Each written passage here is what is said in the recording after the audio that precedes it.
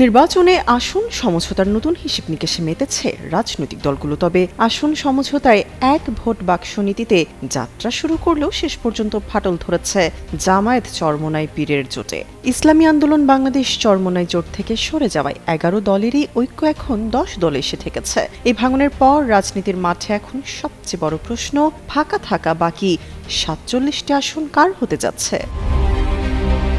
ফাঁকা থাকা ৪৭টি আসন নিয়ে শরিক দলগুলোর মধ্যে শুরু হয়েছে তুমুল দর কষাকষি। এনসিপি মামুনুল হকের নেতৃত্বাধীন বাংলাদেশ খেলাফত মজলিস এবং খেলাফত মজলিস এরই মধ্যে জামায়াত ইসলামের কাছে নিজেদের দাবি জানিয়েছে।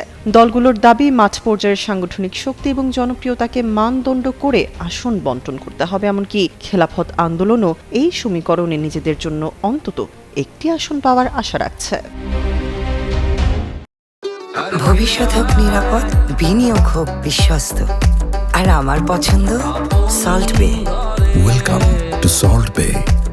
এনসিপির কেন্দ্রীয় নির্বাচন পরিচালনা কমিটির সদস্য অ্যাডভোকেট হুমায়রা নূর বলেন, ৪২ আসনের দাবি ছিল এনসিপির, ৩০ আসনের সমঝোতা হয়েছে, তবে আরও ১২ জন পটেনশিয়াল ক্যান্ডিডেট আছে, তাদের নিয়ে দর কষাকষির বিষয়টিও জানিয়েছেন তিনি।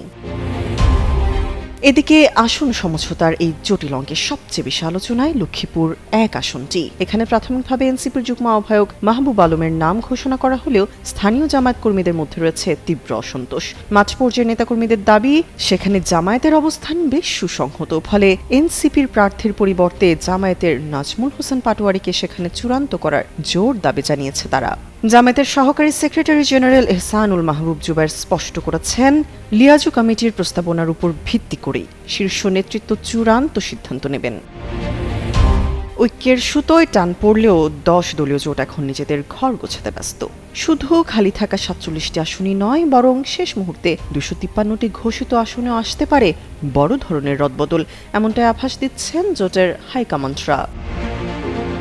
তামান্না তাবাসসুম শ্রেয়া, যুগান্তর নিউজ।